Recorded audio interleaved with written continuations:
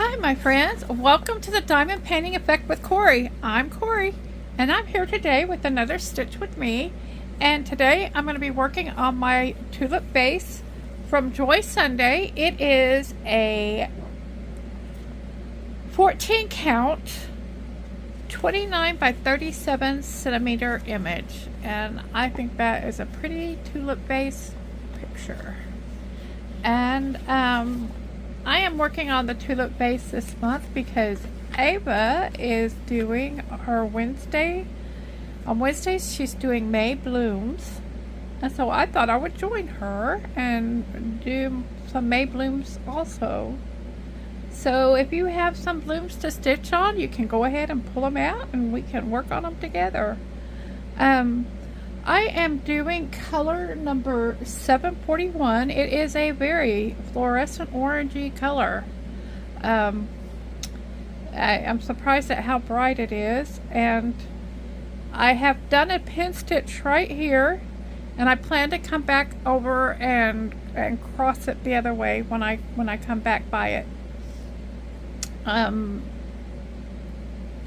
That's how I'm going to start this time. I went ahead and put I don't usually stitch in a hoop, but I felt like my stitches were looking kind of messy on this one, and so I was wondering if a hoop would help, and so I'm trying that out, and I can't even get it in there tight enough really, but I still want to do the sewing method, so maybe that's just as well. So I thought I would try doing this one that way.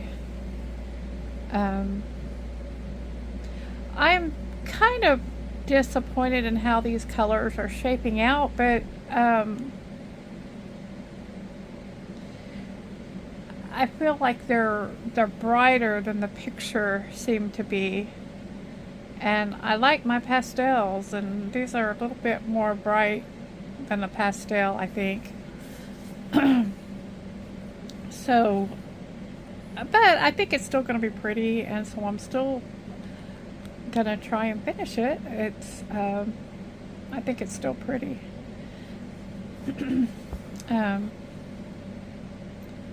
So, I'm working on, the symbol I'm working on is a greater than symbol that is a gray to black color. And there is also another greater than symbol on here that is a red color. And so I don't know, it's probably because it's in the hoop you can't see. I've pretty much finished one flower. I think I showed it to you last week. I'm not sure, when we did Wednesday blooms for the month of May.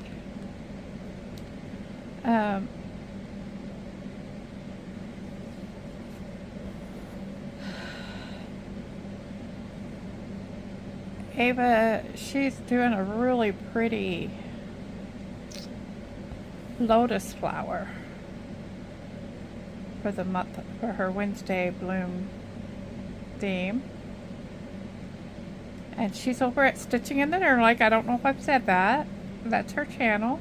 Go check her out if you haven't. I know a lot of you have come to me from her. And I thank you guys. Thank all of you for coming to my channel. It warms my heart. And you are keeping me at it, keeping me going. So thank you guys.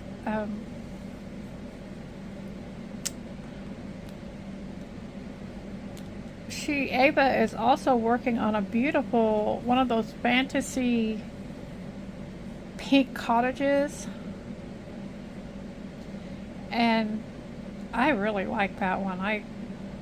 That one's one I might even buy it because I think it's so pretty. I am expecting a package from VIP Cross Stitch sometime this week, so be looking for that. Unboxing, unbagging, whatever you want to call it. I noticed the package left Dallas yesterday, and I am in Texas. I am in rural Texas, so it doesn't necessarily mean that it will get here all that quickly. It sometimes packages bounce between Corpus Christi and San Antonio before they finally spit them out halfway between where I am. I don't know what goes on with that, but I'll watch the tracking of my package. It'll be in San Antonio, then it'll be in Corpus. Next thing I know, it went back to San Antonio, and I just, it's crazy. But anyway, things are going pretty good here. I'm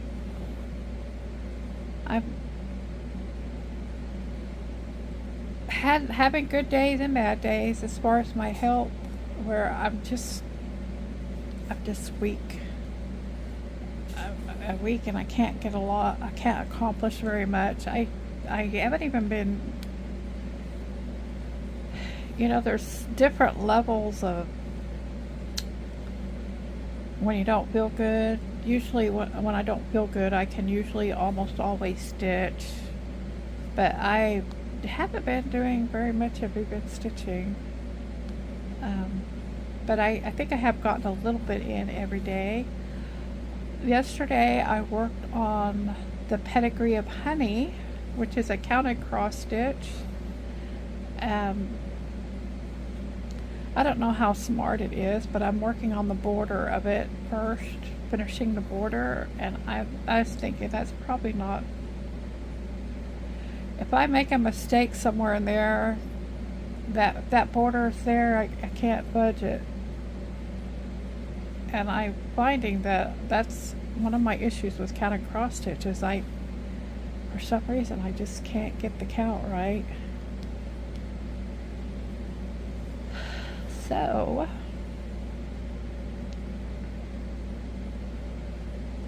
my son is doing well. He I sent him a blanket. I don't know if y'all remember, I unboxed it with my Temu package a couple of weeks ago. It finally caught up with him, and he called me yesterday and thanked me for it. He loved it.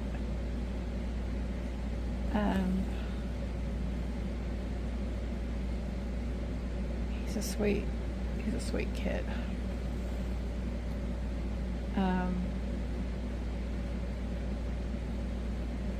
He's been sending me, if I remember, I will edit and put some pictures of his cat and his truck.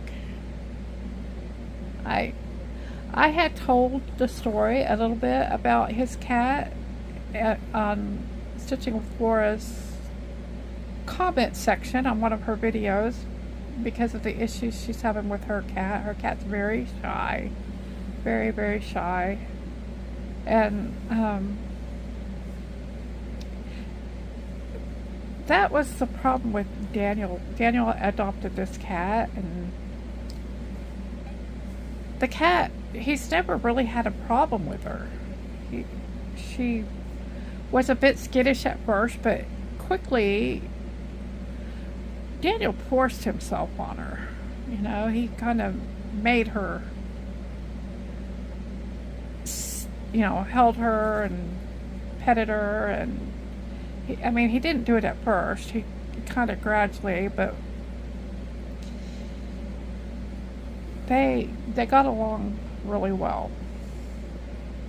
Well, then they decided, he and his cousin and a friend decided they wanted to get an apartment together. So they all moved into an apartment, and Misty just hid the whole time, would not come out. He lived there for a year, and when he decided to go back over the road,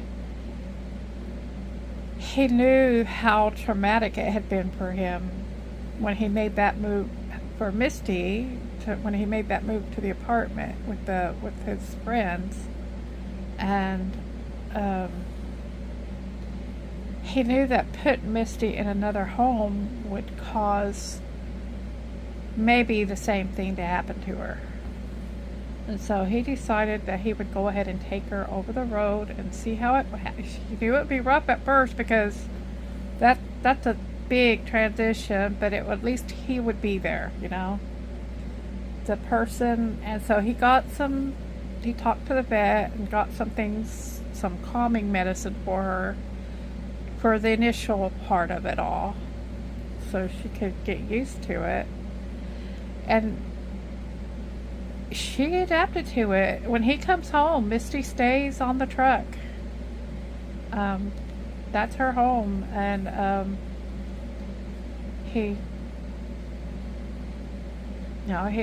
basically what happens when he comes home is that's his bedroom.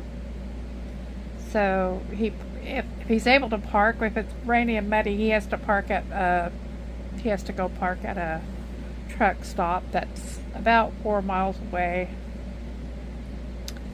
And it's 9 miles away, sorry. So anyway, she's gradually came out to where she would come out when she would lay on the bed while he drove. She would stay back there, and she's loving it. She's just loving. And he noticed that gradually she would come up front and want to be by him. She wouldn't get up high or anything, but she would get on the floor by his seat while he drove. And then just recently she started getting up on the dash. Well, he can't really have her walking around on the dash while he's driving, so he got her a cat bed and put it up on the passenger side of the dash for her to go up there, and she loves it.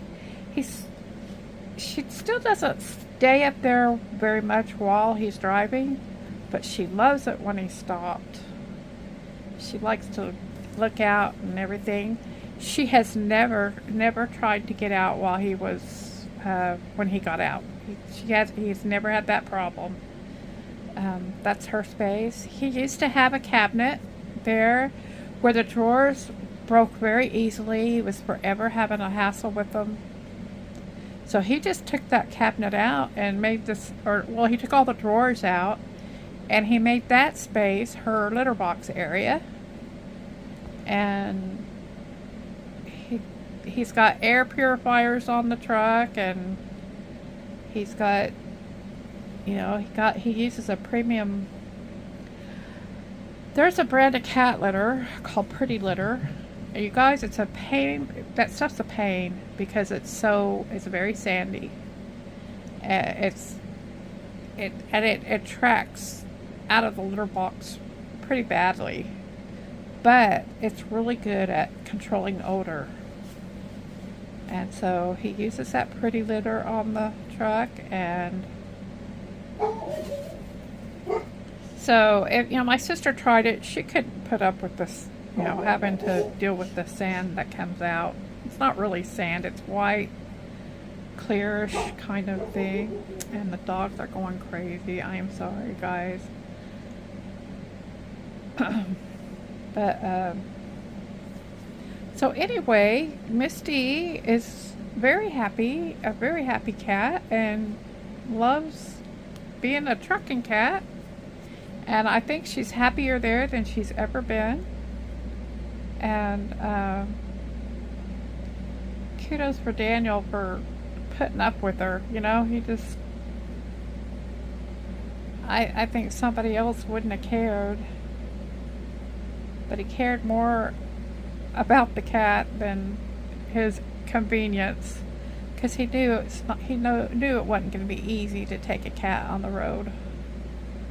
But he's making it work, and he's got company whenever he wants it.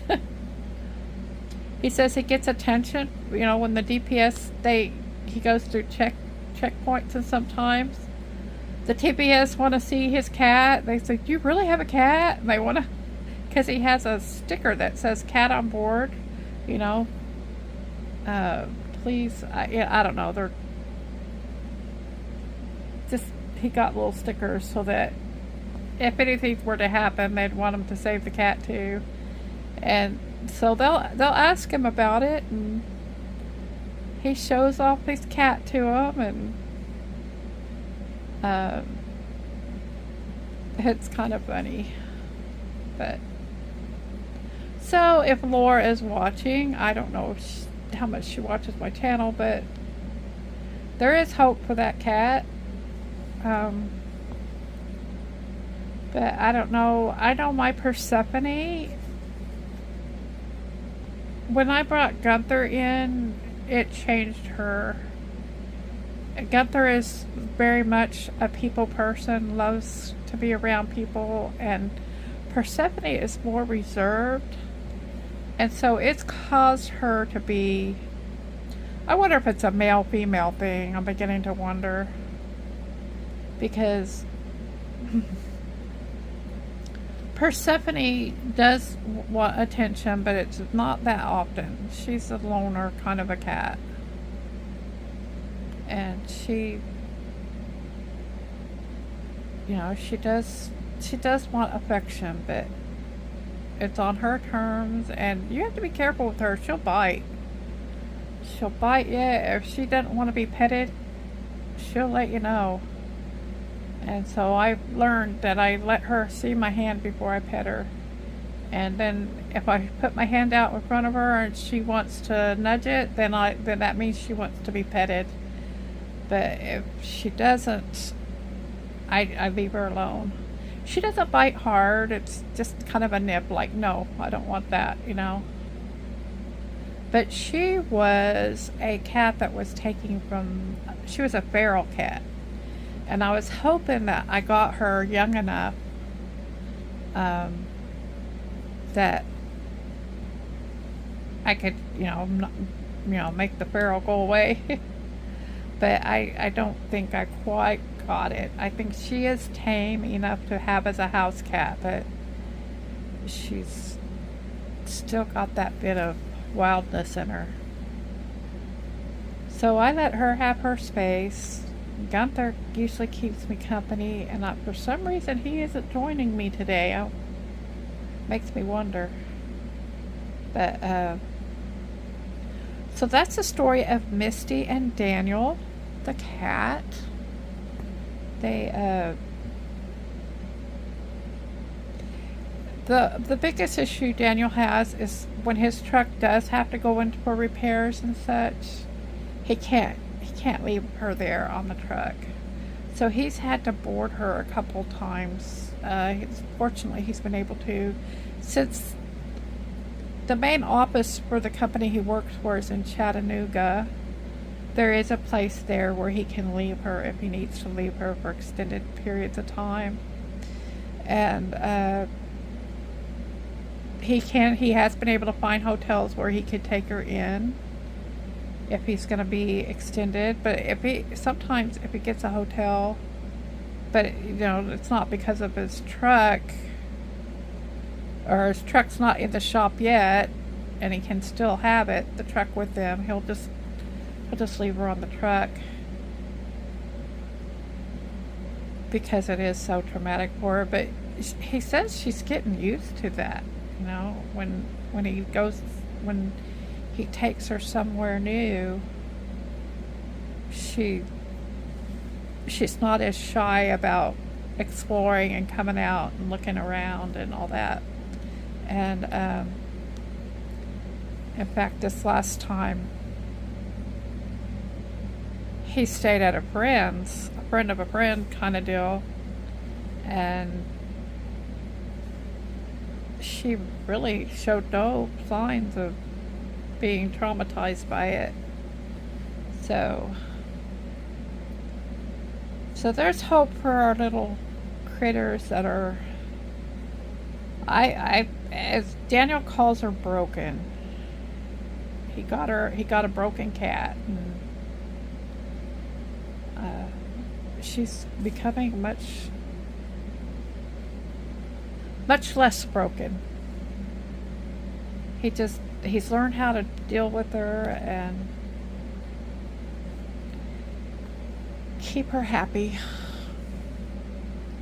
And I hope I haven't even been checking the viewfinder to see if I'm in the screen. I am sorry.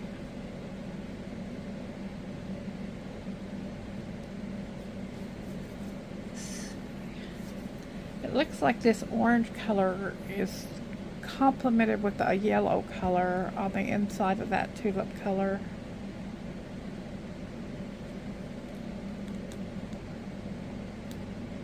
And I ended up doing this mostly stab and pull. I don't know, I was so busy talking.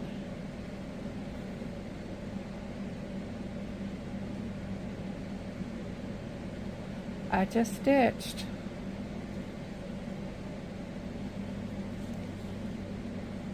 But